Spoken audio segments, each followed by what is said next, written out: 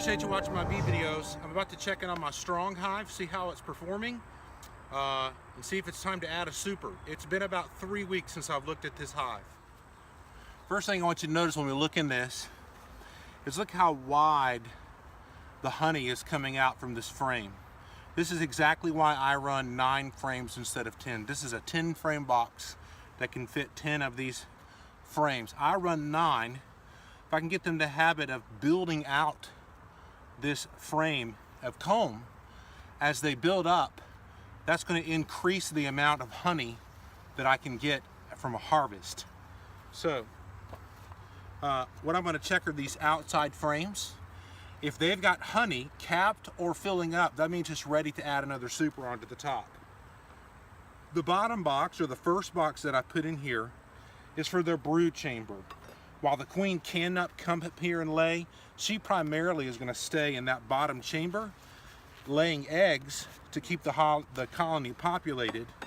This upper chamber is where they're going to focus on storing up food. They're planning for a winter. Now look at this. I don't know if you can tell, the sun hits her right. This is all full of honey.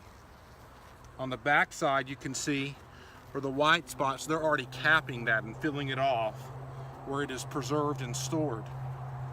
So there's really no need for me to even look at it. I can tell just from the outside that this other frame over here is full.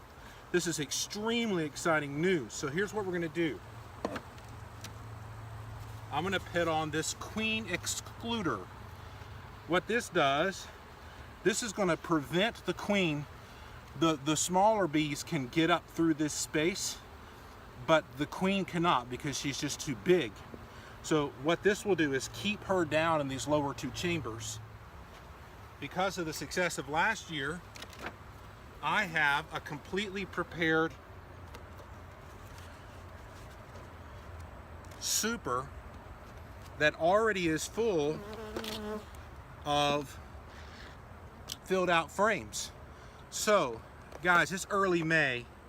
I'm already starting to collect honey for me. Now that is exciting. What I'm going to do, this is an advantage in my opinion of using a hive top feeder.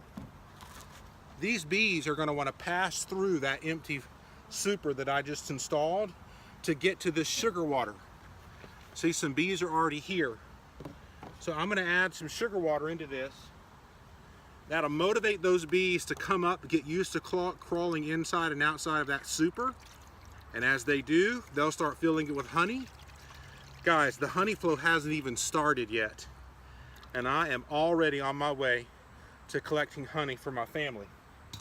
Needless to say, this is extremely positive and very exciting. When you have the advantage of having built out foundations in your freezer, that dramatically accelerates. Thanks for watching. This hive is doing really well, and if all continues to go smoothly, we should get a lot of honey, perhaps even 2 harvests off of this one hive.